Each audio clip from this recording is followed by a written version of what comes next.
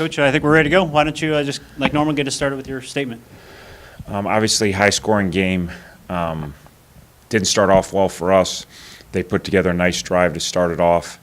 Run and pass, mostly run. Misfit some plays. We immediately turn the ball over. They go 60 yards for a touchdown. We're down 14-0 at 10-minute mark of the first quarter. Put together a really long drive, 80-yard, 75-yard drive, get to 14-7, get a stop, put together another nice drive, get to 14-14, get the ball, and then we turn the ball over, obviously, put it down on our 6-yard line, 5-yard line, give them an easy score, hand them 21-14 lead. They punch another one in with 2 minutes left. We put together a nice drive to get to 28-21.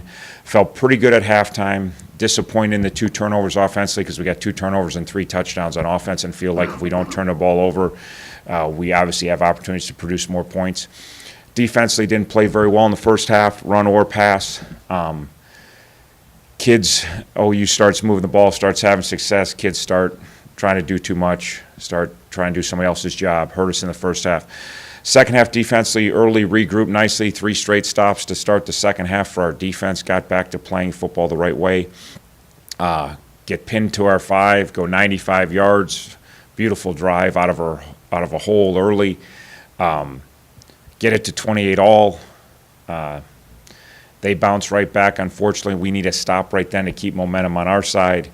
They drive it down and score. It's still 35-28 in the fourth quarter. It's a 7-point game. We're -2 in turnovers, right where we want to be. And then, obviously, we have a really bad play where we get a guy peeking in the backfield, gets run by, has to grab a guy. That's the start of it all. We're not peeking in the backfield. We don't get the PI. That starts the whole sequence. Junior's upset. I don't even know how upset he was about that play. More upset about maybe felt like there was other calls that weren't made during the game, so he was already upset, and then we get a penalty on us. Felt like there was other times that there should have been penalties called on them that weren't called. His frustration obviously boils over, which is uncharacteristic for him, but still unacceptable. And we get 45 yards of penalty. They get the ball at 20. They punch it in with 10:42 to go in the game, and it's a 42-28 deficit. We're still got a shot. Next drive, we have a couple opportunities, and we have guys open. One we miss, one we don't protect as well. Don't throw it perfect. Could catch it. It's one of those. Wasn't awful, but needed to move the ball in the next drive to stay in it, and then we end up losing the football game. So overall for us, offensively, it's the same story. Did tons of great things. Ran the ball. Tailbacks average over 5 yards a carry. We throw the ball for 350 yards. Our receivers play huge. James Gardner plays huge, but Sam Martin plays huge. Everyone that was running routes was getting open and catching balls and running after the catch. Protection was good. Had no sacks basically till the last drive of the game with a ton of pass attempts.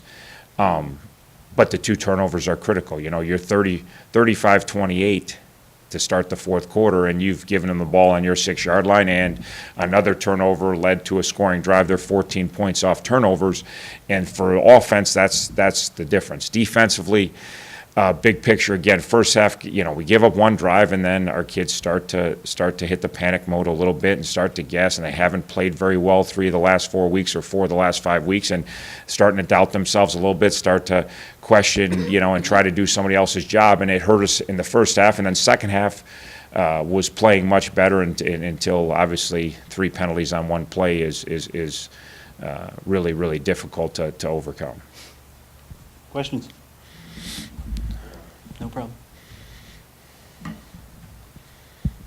So you've talked this year, I mean, most of the games that Miami has lost you've described as winnable games except for Notre Dame. Where does this one rank? I mean, you outgained them in total offense. Very winnable game, very fair fight. I mean, the statistics, there's 2 critical statistics. If you look at third down conversions, both teams struggled on third down. You look at total yardage, you look at first downs, you look at everything was dead even. Special teams was dead even. No one had punt return yards, kickoff return. Like, it's amazing. You go right down the stat sheet. Okay, well, you end up losing by a couple scores. What's the difference? There's two turnovers in our column, none on theirs, and we have basically 40 yards more penalties than they do, you know? And we had them all on one play. If we take away one play, we get our eyes right, we don't hold, we don't get to arguing the call penalties, we got 40 yards in penalties, they got 45 yards in penalties. That's both pretty good for both teams. In a game where you have around 40 yards of penalties, you're going to be close to tops in your league. But those are the critical mistakes that the 2 turnovers and 45 yards of penalty, 1 plays. That's really, if you take away those, if it's take away the 2 turnovers, it's probably not 35-28. It's probably 28-28, or who knows. But it's probably not 34. Probably tie game in the fourth quarter. You take away 45 yards of penalty on 1 play, they got to drive 65 yards. They may still drive down and score, but much more difficult than when we give them the ball from basically their 40 to our 20 in 1 play. So their 35 to our 20 in 1 play. And those are, as we talk about, you get in games at comparable talent, which pretty much every game in this league is comparable talent.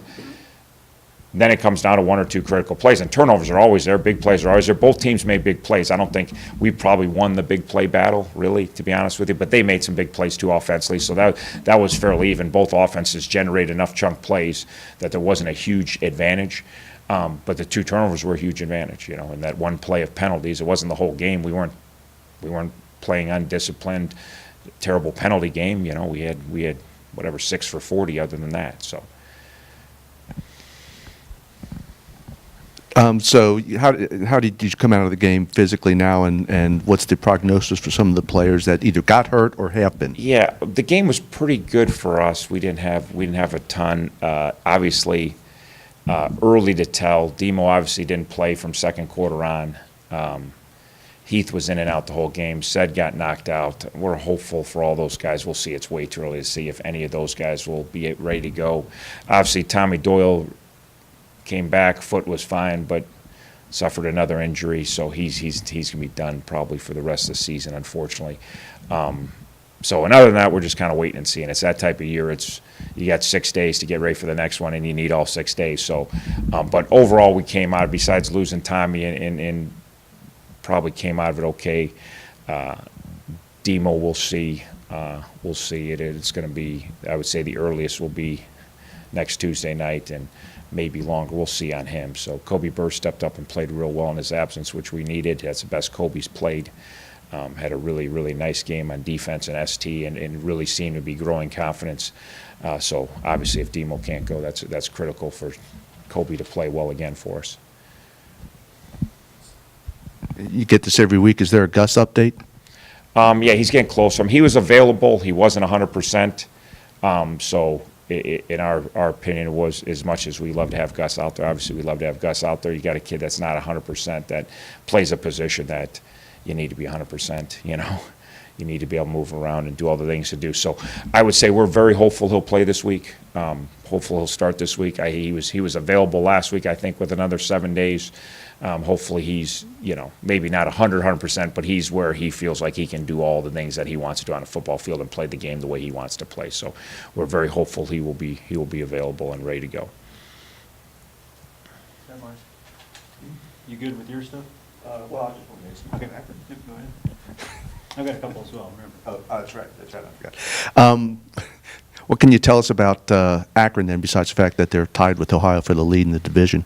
Have done a good job thus far, winning close games, which obviously you have to do in this league. You got to win close games. They've played a lot of close games and been able to make plays when it counted. Offensively, they run the ball. Variety of run. They got probably more run schemes than most teams do. They run the ball, and they multitude of backs. But they produce points throwing the ball down the field. They're really, really good throwing the ball down the field in a tons of different ways. Wheel routes, double moves, launches off screen passes, post routes, inside verticals to number 2. And they really do a good job protecting. They really do a good job pushing the ball down the field. And that's how they produce points. So, and that's how they produce points. They threw a couple overhead. They had a wheel bubble, faked the bubble, and wheeled off the bubble for a touchdown. They ran a switch route for a touchdown, and they threw a go route for a touchdown. That's three of really the 4 touchdowns we gave up last year was them throwing the ball over our heads. One we fumbled on our 10-yard line. That was on our offense. And that's how they produce, and they do it every week, and that's their plan. It's not like it's by accident. They're attacking down the field, and they throw the ball down the field more than any team we've seen this year, and create one-on-one matchups. And Woodson's really accurate, strong arm, really calm in the pocket. mobile, does a really good job, having a really nice year, throws for a lot of yards, throws for a lot of touchdowns. And then they throw a lot of RPOs where they're running, but if you got the box loaded, they're going to throw quick game slots and hitches outside and get rid of the football. If you got a good box look, they run the ball. So they have a nice, efficient approach to what they do with their RPOs and with their shot passes. Defensively, first and second down, they do a good job of loading the box and stopping the run. They do a good job of limiting shots down the field, but they're really good at third down. When they get you to third down, particularly third and long, their DC's been around for a long time and very experienced, and he throws a lot of different stuff at you, zone, man, combinations, brackets.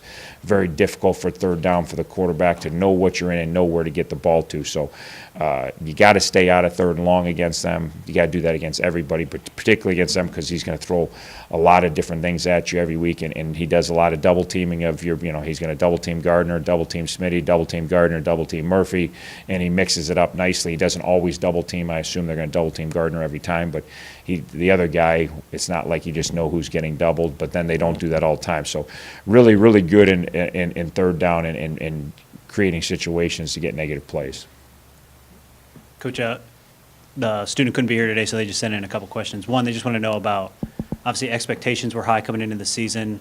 Things aren't going as well as you had planned. How do you keep the team's focus throughout these last couple games? For me, it's not about the last couple of games, just about this week. It's about Akron. They're coming in first place in the league. We're 2-3 in the league. We want to get to 3-3 in the league. And we want to play better football. We're close in a lot of areas. We're really close on offense to doing and being an explosive offense that we're trying to become. But if we don't clean up the turnovers, we clean up the turnovers, we're going to get some more points, and we're going to stop some points for being scored on our defense. And that's still our primary focus there. And our offense is excited about a lot of things they're doing, but disappointed, whether they've been low-scoring games or high-scoring games, that they have not been able to produce points when it matters. So we're still going to work real hard on that. Then defensively, we start off the year very strong, and then we've kind of we've been very choppy in this middle part of the year, and we've done some good things, but we've also done some bad things, and most of it has to do with the discipline on that side of the ball and not trying to do too much.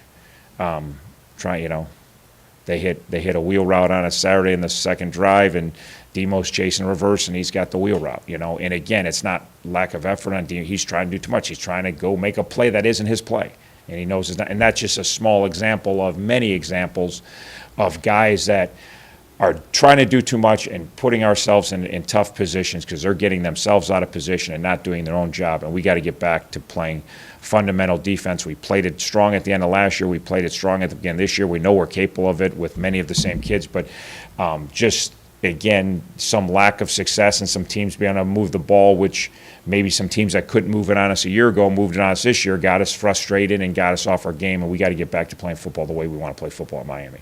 All right, and last question you had was, can you just talk a little bit more about James Gardner? And obviously he had a great game last week, but maybe just where he ranks, and you've coached a lot of receivers, and where he's at in some of those categories. Yeah, James, obviously, tremendous game, 10 for 166, 3 touchdowns. And James, the biggest thing with James, elite ball down the field, go route, elite on bank post. His thing is becoming a complete receiver. If you look at how we use him, he's a red zone guy, he's a down the field guy. Can we use him more intermediate? Can you use him more short? Can he become more efficient route runner? Can he become more of a menacing blocker? So he's doing fantastic things and is obviously a elite player in our league and a guy that can play against probably anybody in the country and have success. But he knows, and we know, there's still more to his game to grow. Speed, because talking about playing at the next level, there's guys his size that run really fast. And run by people. And so he's doing a lot of great things, and obviously we utilize his skill set very well within our offense. But he's if he creates enough space and we put the ball halfway decent position, he pretty much, his catch radius is what makes him different than everybody else's. He can catch balls that, because of his length, aren't tough catches for him because he's so long, tall, long-limbed, but also his ability to control his body at that size is rare. So when the ball is outside his framework, he can twist and torque and reach and still make, make the unbelievable catch which we've seen over the last 2 years, And then durability is obviously a factor with him. He's been a guy that last year missed, he missed a chunk of time during our winning streak last year. We didn't have him for 3 of the 6 games in our winning streak a year ago, and he's missed some, he missed the Cincinnati game this year, and he's been in and out of the lineup. So his thing is continuing to build his body up to be durable, because obviously any big receiver is going to take hits. That's just part of the deal. He's not a small screen scatty guy. He's not, he's not Kenny Young or somebody like that's going to avoid a lot of hits. He's a big target, and he's going to get hit. So keep building his strength to improve his durability. Perfect. Everybody good? All right, Coach, appreciate it. All right, thanks.